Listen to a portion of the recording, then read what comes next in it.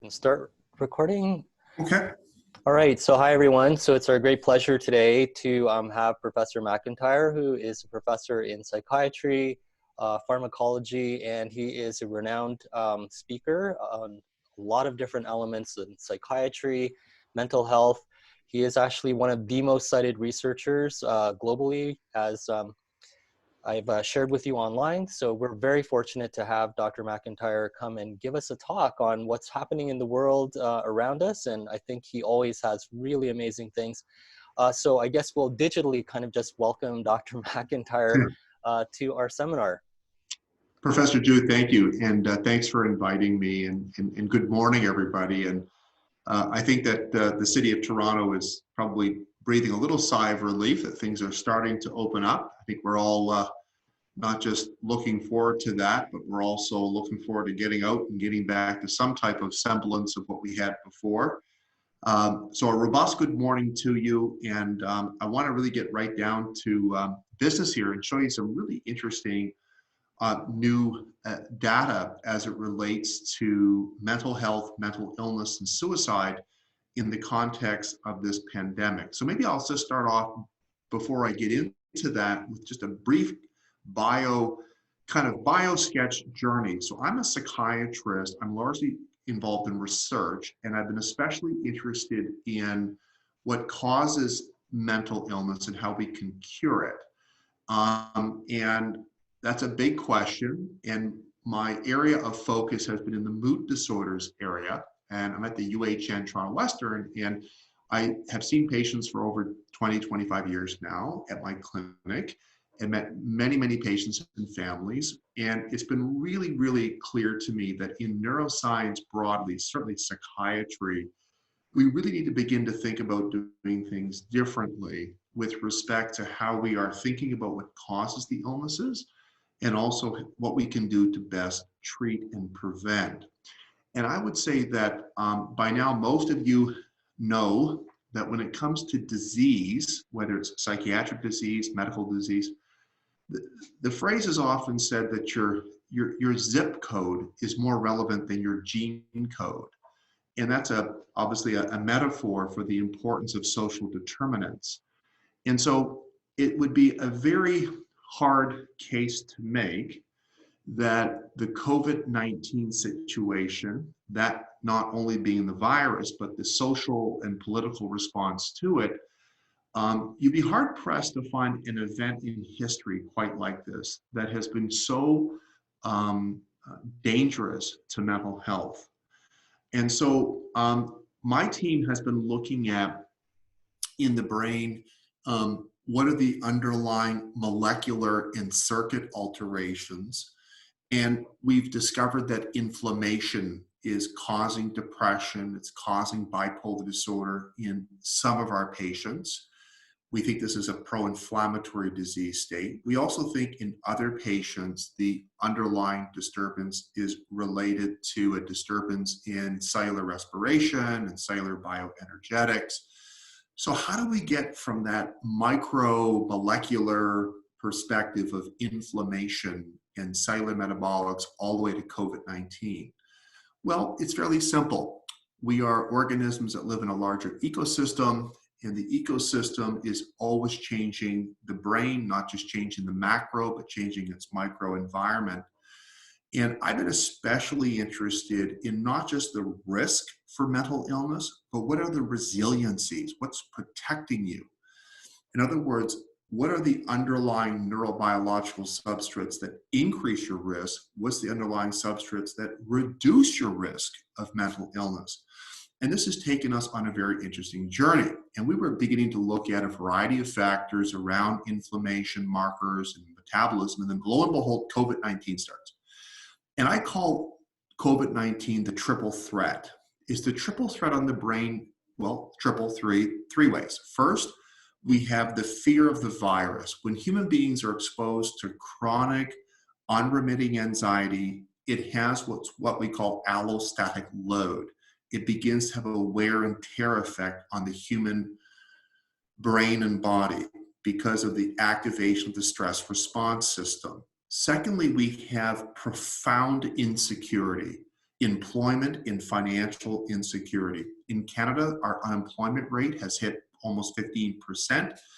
The United States, you probably have heard, they have over 33 million people apply for unemployment. I'll come back to this, but whenever you hear unemployment increasing in accelerated fashion, from a psychiatrist perspective, from my perspective, this raises big time red flags around suicide risk. I'm going to show you some very new data we just published on this. Thirdly is quarantine. We learned from SARS back in 2003 that quarantine itself has mental hazards.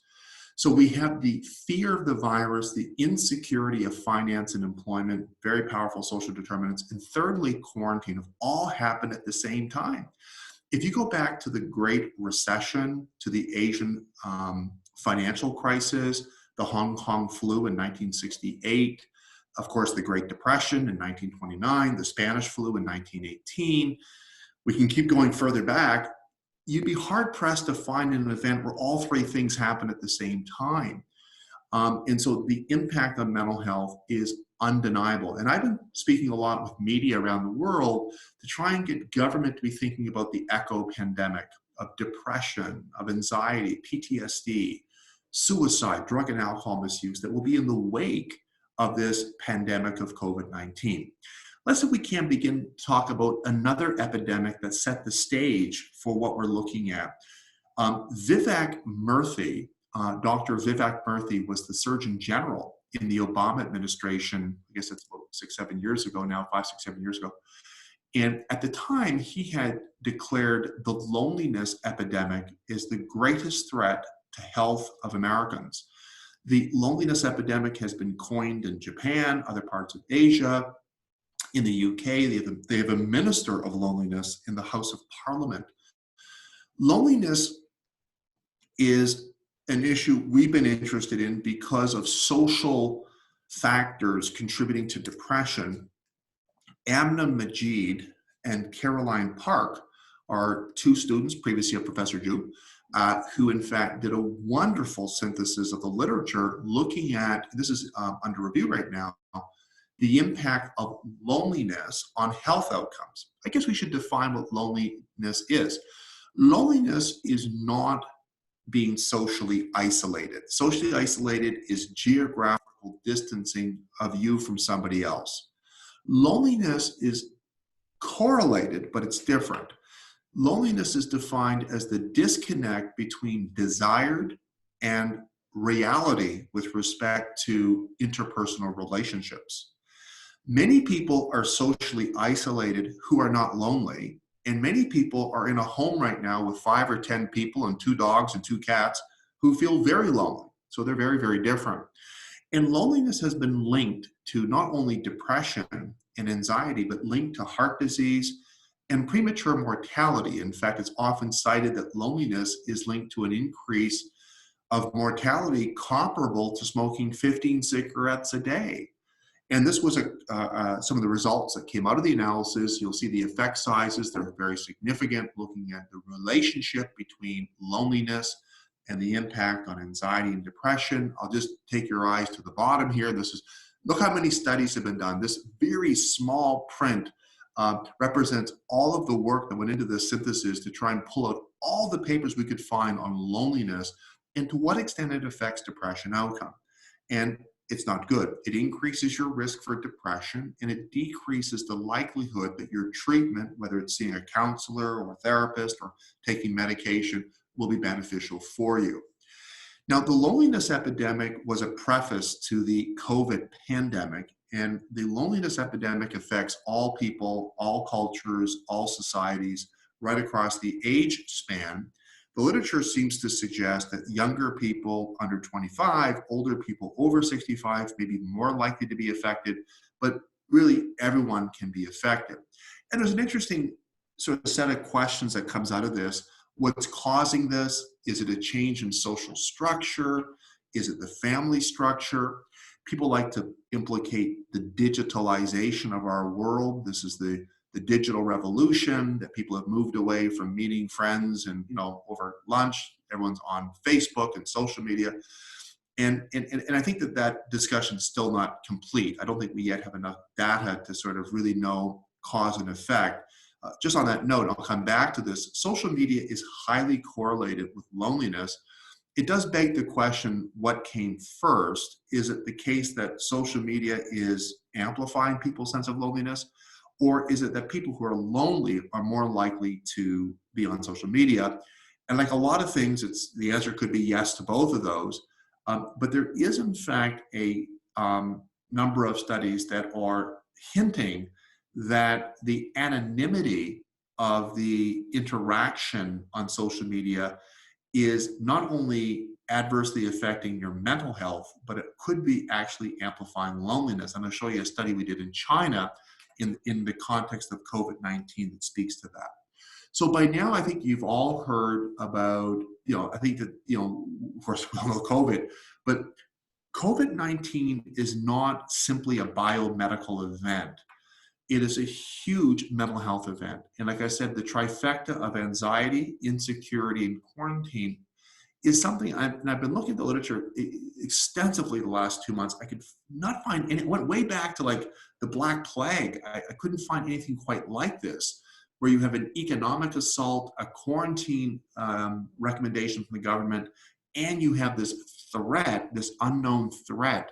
And so no wonder it's affecting people's general well-being. And there's been plenty of surveys that have shown the American Psychiatric Association conducted surveys asking people, these were sort of random samples, and I don't think anyone's surprised to hear about increased rates of depression and anxiety, increased use of drugs and alcohol, probably also food to some extent. This was a slide that I created. It was a paper that was published by Oxfam. And I have a study I'm doing in China under the aegis of the Global Alliance of Chronic Disease. And my colleague, Yana Lee, who Dr. Chu knows well, her and I have been working very closely looking at what we call the LAMIs, the low and middle income countries. And we're especially interested in social determinants of mental health and resiliency in low and middle income countries. And Oxfam reported that as a consequence of the global financial contraction, that over 500 million people, usually in low and middle income countries, will be pushed into poverty. And that disproportionately affects women. In fact, because Nike and other major US corporations are producing less t-shirts and so on, there's less demand for fabrics and things from places like Vietnam and Bangladesh. In fact, there was a report from Oxfam that over 1 million people were laid off in Bangladesh in the textile industry, and disproportionately women. And that's something we're going to come back to. So yes, COVID-19 can kill you, but so can poverty. Poverty is a danger to mental health. The World Health Organization defines health as follows. Health is defined as physical health, mental health, and social well-being. So there's no doubt about it that when this virus started, we all ran for cover, we all were told to stay home, and that was probably sage advice. You're also now hearing about the impact on the economy, the impact on people's well-being, and we certainly don't want to have a result that protects our biological life, but then destroys our mental health and social well-being. So this is the delicate art of how you manage a situation like this. But we've been especially concerned about these statistics that we are seeing in some of these low and middle income countries. USA, of course, is the largest economy in the world. USA is there's a lot of data in the United States. It's often a place we use for data sets because the US is just so much data. And I am extensively involved with a peer support advocacy group in the United States called the Depression and Bipolar Support Alliance. The DBSA is an advocacy organization. It's a nonprofit that supports people who live a life with depression, them or their family. We're the largest support group in all of the world for depression, and I'm the chief of the Scientific Advisory Board. And what we've noticed on our website is that there's been a 900% increase in access to our website for resources in local communities around the United States looking for support around, where people can go to talk to somebody, and some counseling, even treatment for their illness. In Canada, the Canadian Mental Health Association, which is an advocacy group here, has also reported a significant uptick in some of these resources. Now, I wanted to say a couple of other words about something which I think is relevant to understanding COVID and the mental health effects. Because when I think about the mental health effects of COVID, I'm thinking about an increased risk of suicide. I'm also thinking about an increased risk of conditions that are associated with suicide, like depression, post-traumatic stress, drug and alcohol. And I don't know if everyone's aware of this, but it's just so we're all on the same page. For the last 15 years, 20 years, the Centers for Disease Control and Prevention, which is based in Atlanta, has been reporting that the suicide rate has been steadily increasing in the United States, and steadily increasing, 30% increase. So this isn't an incremental, non-significant increase, 30% increase in suicide in the United States in the past 15, 20 years. We call this deaths of despair. In other words, people are committing suicide, often have alcohol or opioid misuse. You've probably heard about the opioid epidemic. And there's a lot of depression. And again, the devil's in the detail, but when you get into the detail, what you find is that some parts of America that are especially economically distressed, those areas are especially overrepresented in some of these suicide statistics. So let me just stop there and just briefly kind of summarize a couple of key points. Coming into COVID, we already had a loneliness epidemic. Secondly, we already had a suicide trajectory that was going in the wrong direction. This massive sort of trajectory increase over the last 15, 20 years, which started during the previous recession, which, by the way, was about 12 years ago now, between 2007, 2009. Now, I have a lot of good friends colleagues, professionals who are in Michigan and Ohio and Tennessee and South Carolina. And these are places where there's a lot of industry, automotive industry.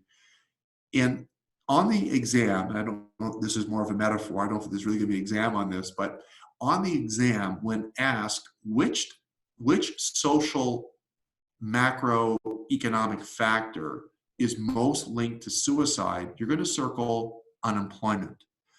Unemployment is powerfully linked to suicide.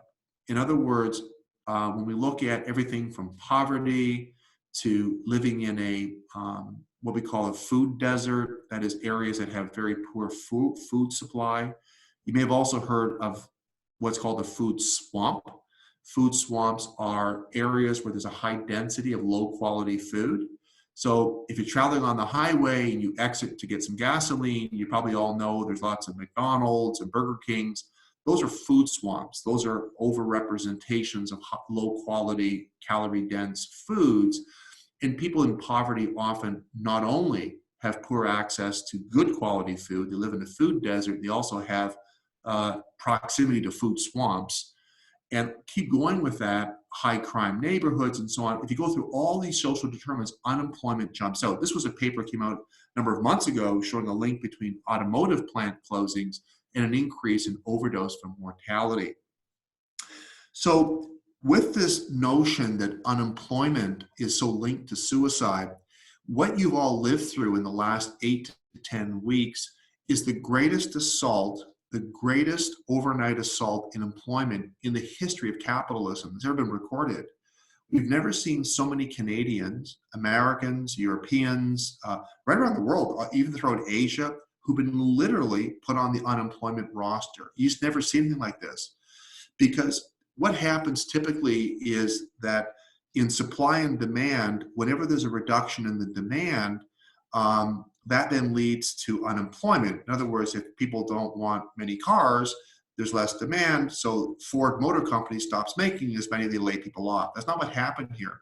What happened here is because the government imposed shutdown orders, all industry was ended overnight and people had no jobs. And when we go back to the Great Recession or the Asian financial crisis, what we observed is in Canada, USA, and Europe, for every 1% increase in unemployment, there was a 1% increase in suicide. And what's interesting is that this was replicated in many different economies in Europe, in the European Union, in Canada, in the United States, and as well in Asia during the Asian financial crisis. We just published this paper in the World Psychiatric Association journal, where we did a model. There was a host of assumptions in the model. We used current unemployment statistics from the Department of Labor, projected unemployment statistics. We looked at the previous trajectory that I talked about from the CDC. We looked at other markers. I won't get too much into the detail. There's a lot of detail to this, but things like consumer sentiment. Here's what we found. We found that if nothing is done, and the employment rate hits between 15 and 20%, which it already has hit, we projected an increase of 8,000 to 10,000 more suicides in the United States.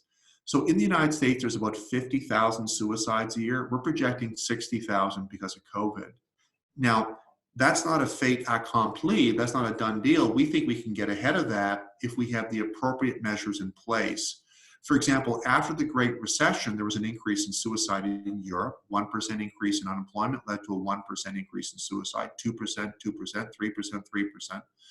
And again, that's a correlation. And in some of the European economies like Denmark and the UK, the government had a host of social programs, giving wage subsidies, giving forbearance to financial obligations, unemployment benefits, helping small businesses, work retraining. You're hearing about this on the media all the time right now. Justin Trudeau's been speaking to this. That's because the lessons that were learned is if the government does that, that can actually really help the economy, help mental health. And so this finding that we just published was in the USA. I know we live in Canada. What about Canada? Canada, unfortunately, is the same thing. We saw an increase in suicide during the Great Recession. We do expect a similar rise in Canada. Now, Canada's 10 times smaller than the United States, so our numbers are smaller. But we also have this finding in people who live, especially in the private economy, in other words, who work in small businesses and so on, they're going to lose their business, and this has been a very, very significant concern for us. The challenge we have, and this is a slide I created, it's not the best slide, I'm sorry. It was an analysis looking at suicide prediction using different scales. Unfortunately, May 2020, we in psychiatry cannot predict suicide any better than we could 50 years ago. We cannot predict suicide.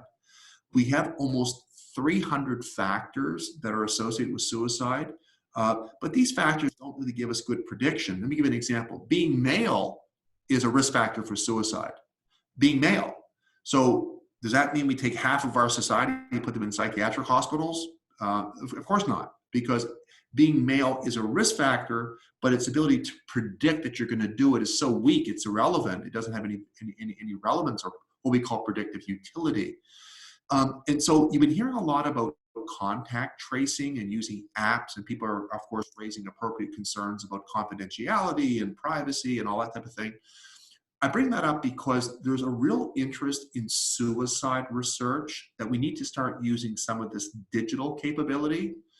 In other words, seeing your psychiatrist or your family doctor every 2 weeks, every 4 weeks, every 6 weeks is clearly not as good as seeing your doctor 24 hours a day. Well, I can speak as a clinician. I don't want to see my patients 24 hours a day. I need to get my sleep. I have a life to live. And my patients don't want to see me 24 hours a day. So is there a way they can wear an app or some type of digital device that will capture ambiently their thoughts, their feelings, their intentions? And maybe that could provide for me a digital signature. This is called ecological momentary assessment, EMA. And it's already happening. The reason why your credit card company knows what you're doing, the reason why Facebook knows what you're doing, the reason why you're getting ads on Facebook based on your search behavior is because they're using AI machine learning to literally create a digital fingerprint of you. And this technology is now being adopted by us. We've now developed the technology. We're hoping to ambiently track people who are at risk of suicide because 60% of suicides occur impulsively. The person decided 2 hours ago to do it. So this is why we're having problems reducing suicide, and the need could not be any greater given what's happening with COVID. Now, I have a study I'm doing in China. I'm a professor in Guangzhou, University in Guangzhou, and I'm doing a study in Shenzhen. So I think most know the area well, but those who are perhaps less familiar, Guangzhou and Shenzhen are in the south. Guangdong area, very close to Hong Kong, just like an hour and a half from Shenzhen Drive, just across the border. Guangzhou is an extra hour down the road.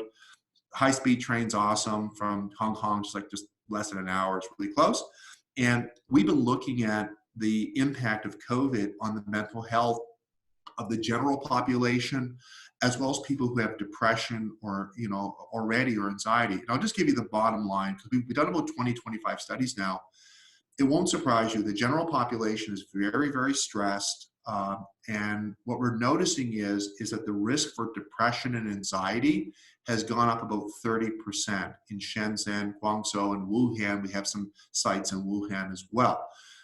If you already have a previous diagnosis of depression or anxiety, you're more prone to have these problems. And that doesn't surprise us, because depression and anxiety does have an adverse effect on our coping abilities.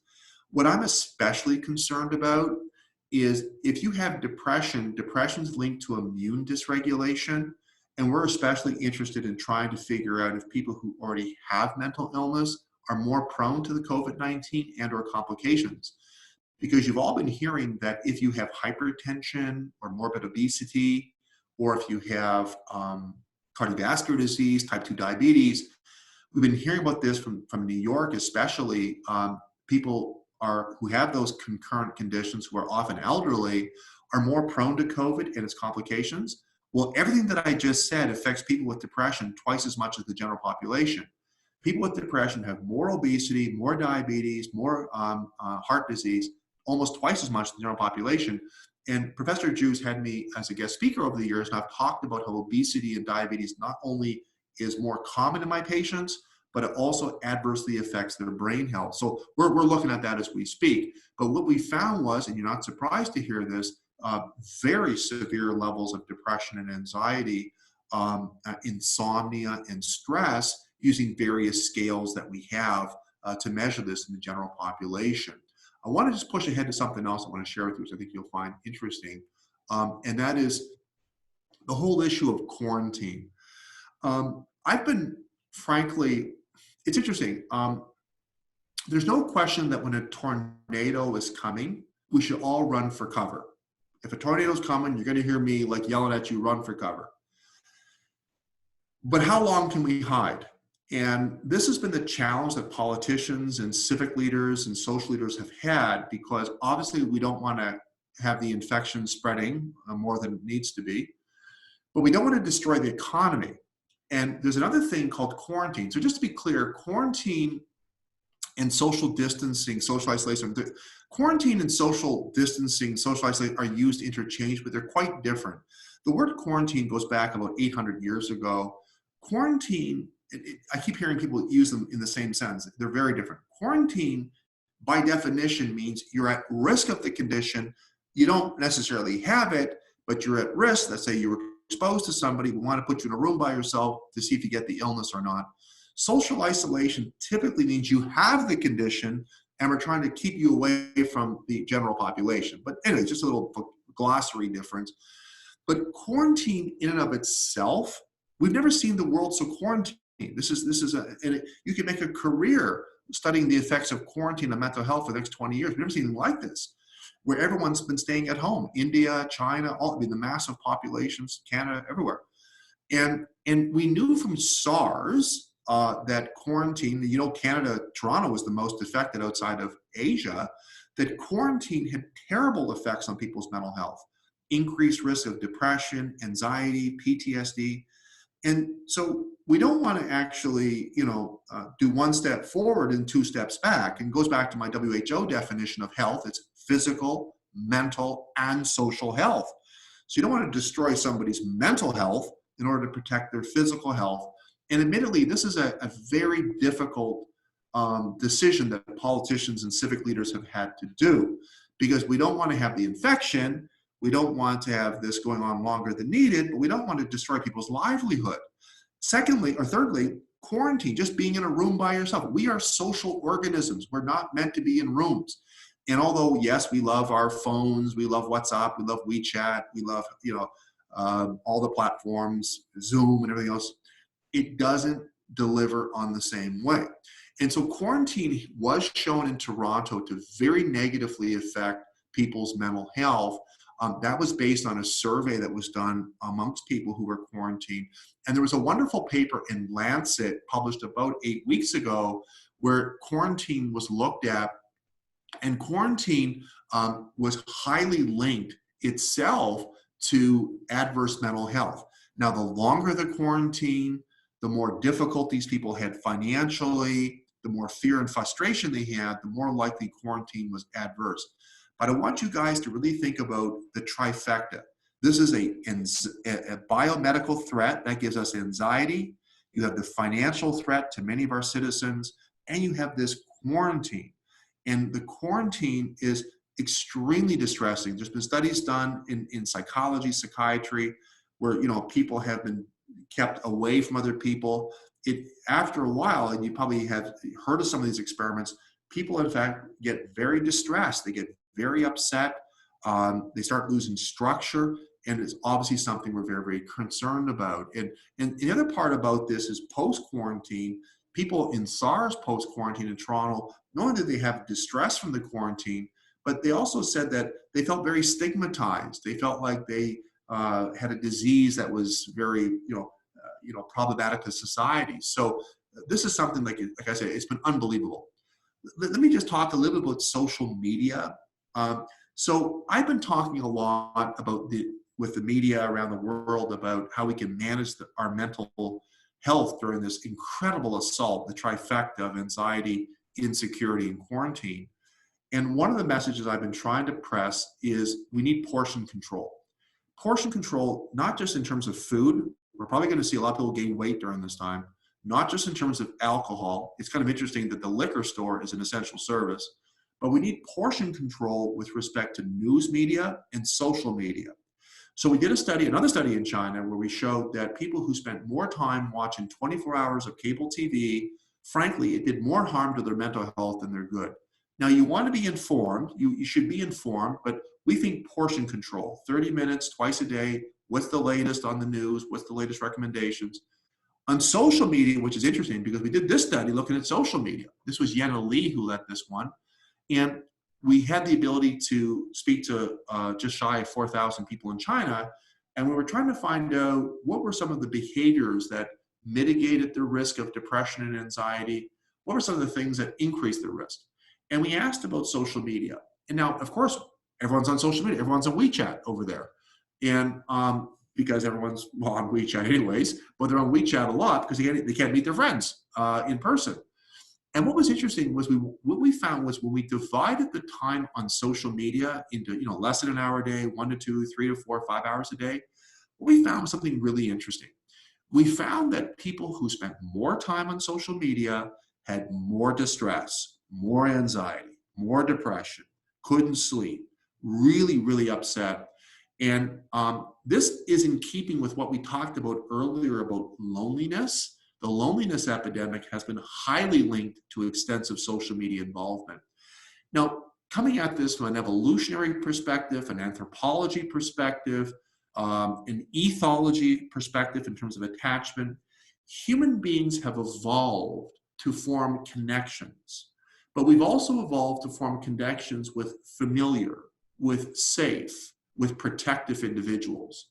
We have not evolved to form relationships with unfamiliar people, unfamiliar and unsafe. That's not how we have evolved as animals. And social media has provided an opportunity for the human race to have connections to the anonymous. And it turns out that that's probably good for some people. It's not always bad. The message is not that social media is bad. The message is that too much of this raises flags that it could be reflective of an underlying problem or it could be contributing to a problem. So one of the recommendations we've had to folks in policy in China, tell the population portion control. Social media, only a little bit a day, don't stay on it too much.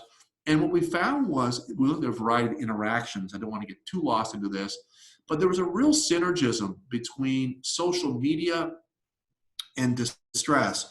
So if you used a lot of social media and you were very distressed, you had a very high risk of depression.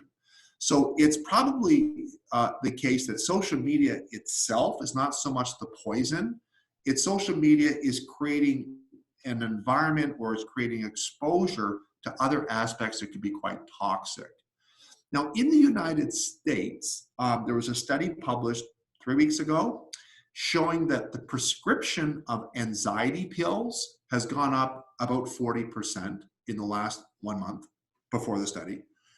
Antidepressant prescriptions went up 20%, and prescriptions for sleeping pills went up about 15 to 18%. And that's a great proxy of how distressed people are. So remember what I said? The suicide prediction, as well as conditions linked to suicide, like depression, like anxiety and alcohol misuse. I want to leave with you this final study, then we're going to open up the Q&A. We just finished this study. What we did is we compared mental distress in Poland to mental distress in China. And as our variable of interest, we looked at face masks. So everyone's talking about face masks. Should you wear them? Should you not wear them? And so on.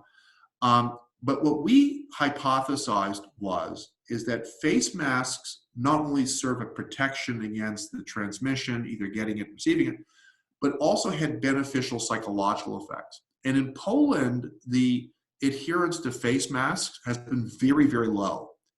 And in China, it's been much higher. And so we did a survey of a couple thousand, almost 2,300 people in Poland and China. And we adjusted for a host of factors. I'm going to sort of just give you the bottom line here.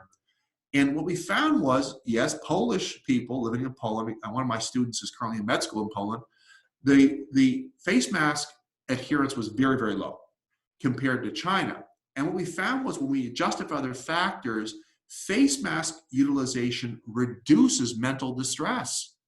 And that makes sense to me in the sense that I think that people, when they are less feeling vulnerable to the transmission, they feel less distressed, they probably have a more self-control, a feeling of more self-efficacy, that we're not just sort of passive victims. We can do something to build our resiliency against the threat.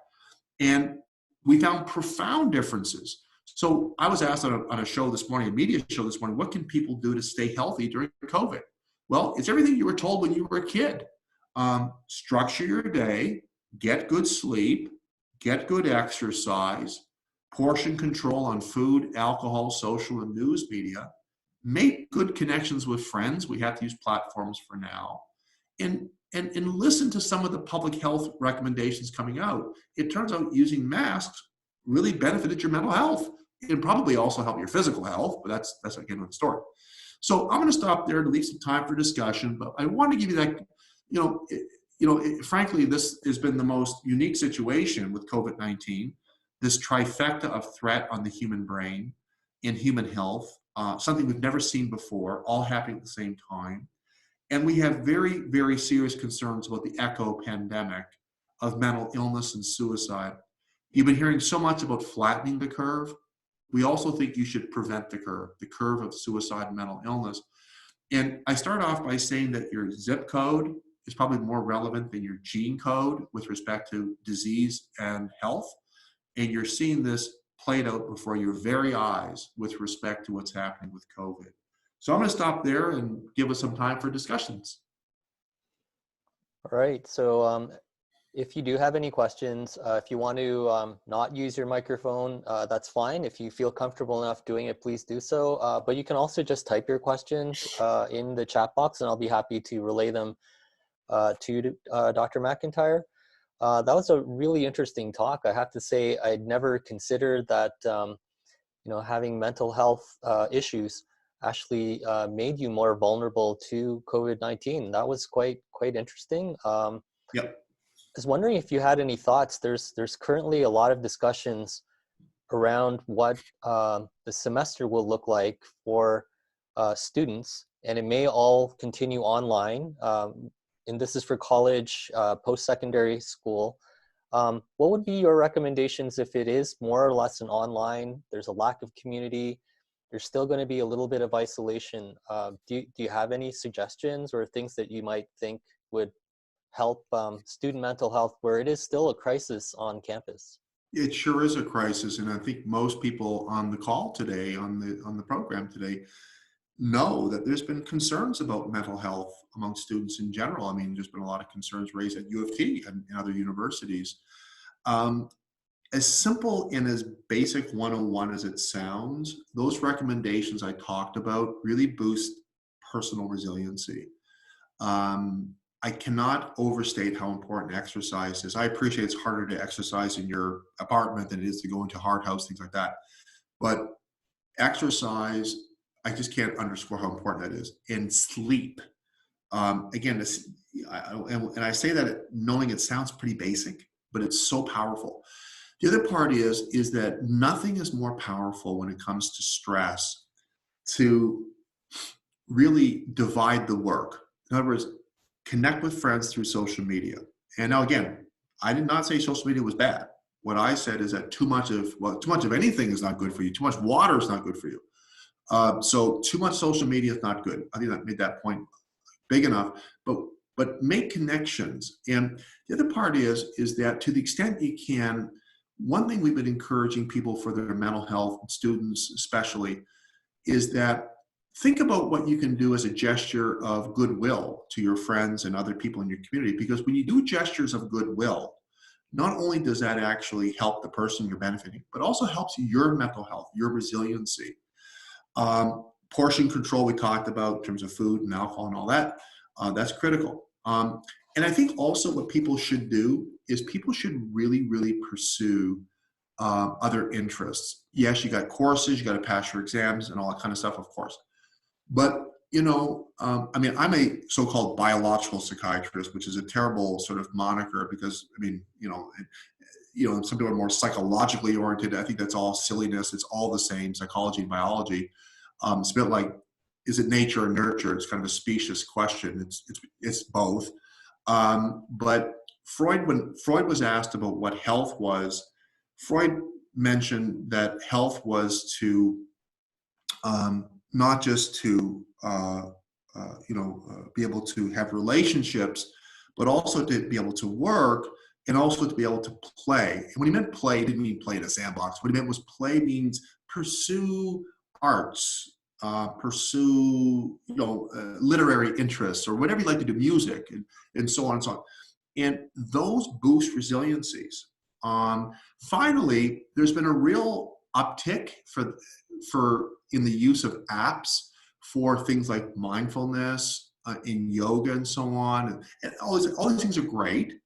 But what I really would encourage people, if you do have any distress, or you find that distress is overwhelming, your playlist in your head is just the same negativistic reel all the time, reach out to student services, reach out. They're open. And I wouldn't hesitate because this is an enormous issue. My own hope is, this is my own sort of editorial comment now, I do hope that we can get back as soon as possible to the in-classroom experience. I know that, I mean, I do a lot of things through the technology everyone does, but I still like the brick and mortar myself, I have to say. So we look forward to getting that back.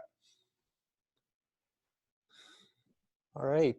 Do any of you online have any questions or any thoughts or anything that you'd like to share?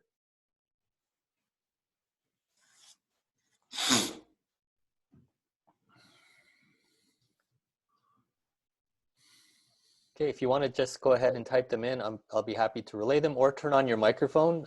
Lauren, I see your mic is active. Did you have a question for Dr. McIntyre? Are you able to hear me? Yes.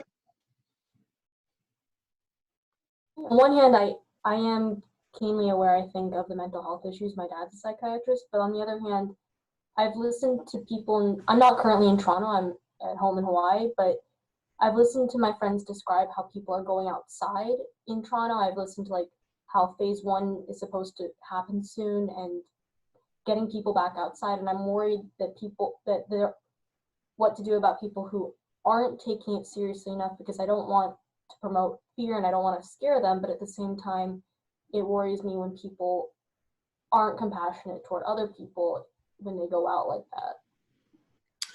Yeah, and your point's well taken. Did you say you're in Hawaii? Is that what I heard? Yes, I am. Yeah. So, look, we've been hearing about the devastating effect on the tourism industry in Hawaii, and obviously we hope that gets back to normal, and obviously a beautiful, beautiful part of the world that you're in. You're right. In fact, starting today, there's been a permission for street access stores to begin to open in Toronto, things of that nature. Your point is well taken, and I think that to the extent you can, I mean, the public officials and public health officials, et cetera, have been attempting to communicate a message around, appropriate measures, respectful measures, distancing and et cetera, et cetera, et cetera. And look, I think that we're going to have to accept something. Human nature is not perfect, and most people know that smoking cigarettes is not healthy. Most people know what are safe sex recommendations when it comes to the transmission of STDs, sexually transmitted diseases. Most people know what public hygiene would be in the case of using public washrooms.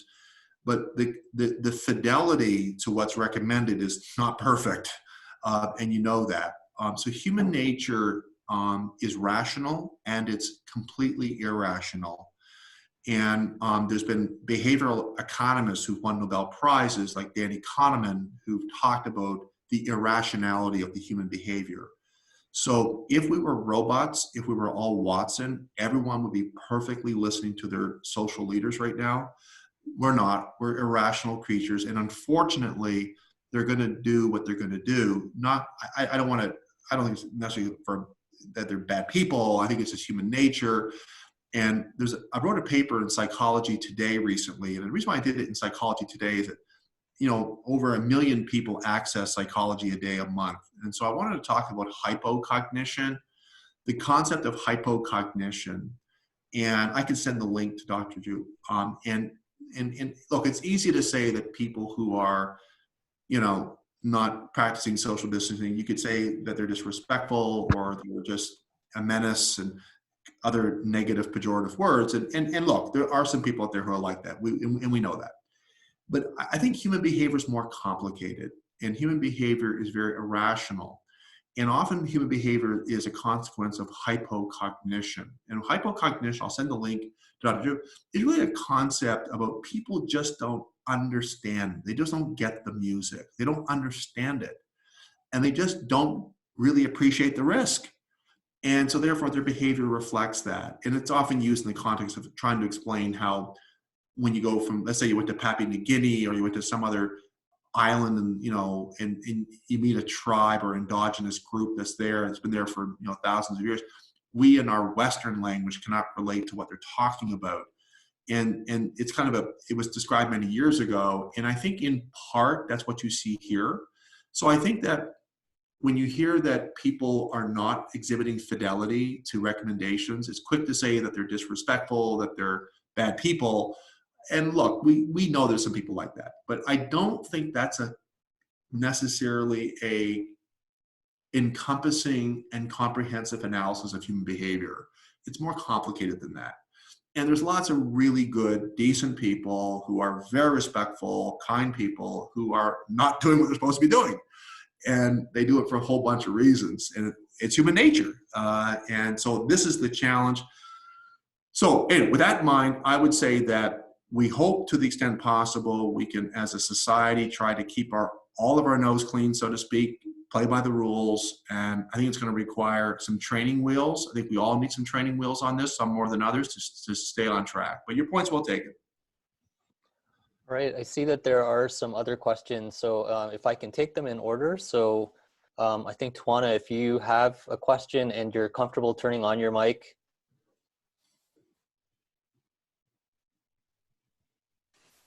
I didn't have a question. Sorry, so Tawana, you're going to have to speak up just a little bit. Did I say that I had a question? Oh, I'm not sure if you did. If you didn't, that's okay too. If Okay, there is anyone else with a question, please. Hey, Dr. Drew, I believe it was me. Hi, awesome. Good morning, Hi there. Professor McIntyre. Firstly, thank you so much for joining us. Your talk's been very illuminating.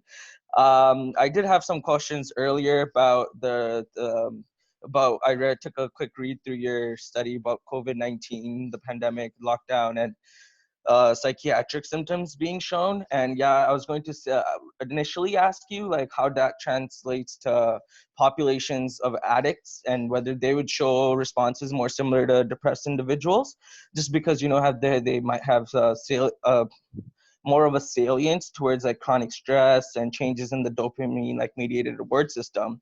What I do want to ask you, however, is you were mentioning sorry, one second, that to basically balance taking in too much social media or not wearing masks, we should basically pursue extracurriculars or extra activities. I'm saying, how would this benefit? Because I see that a way in which the overengagement of social media or not wearing masks can have an effect on loneliness or cognitive dissonance is through the activation of the dorsolateral prefrontal cortex, right? The DLPFC. So how would the pursuit of extracurriculars or like a novel new activity prevent you from going down that same pathway in your brain that would, similar to the overengagement of social media? Like, wouldn't your prefrontal cortex still be activated? That would still be activating your HPA axis, still causing you distress?